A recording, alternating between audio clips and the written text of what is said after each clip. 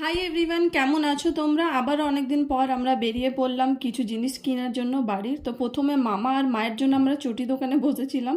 চটি কেনার পরে আমরা চলে আসি সোজা ফুচকা দোকানে ফুচকা খেতে। তারপরে এখানে আমাদের দিদিমণি কিছু সবজি বাজার করে, আমার বোন। আর সবজি বাজার করার পরেই আমাদের খিদে পেয়ে যায়, তো আমরা চলে যাই একটা। এখানকার চাউমিনটা কিন্তু সত্যি খুব দারুণ।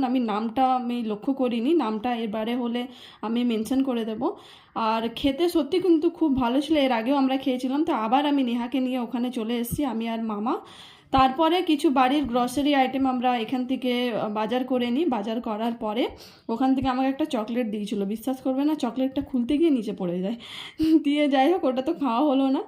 আর এই টুকটুক করে এবারে চললাম বাড়ি। আর একটা কাজ পড়ে রয়েছে, সেটা কিনা আমাদের আধার কার্ড জেরক্স করার দরকার ছিল। তো আমরা আবার জেরক্স দোকানে চলে আসি। এটা হয়ে যাওয়ার পরে এবারে চললাম বাড়ি। আর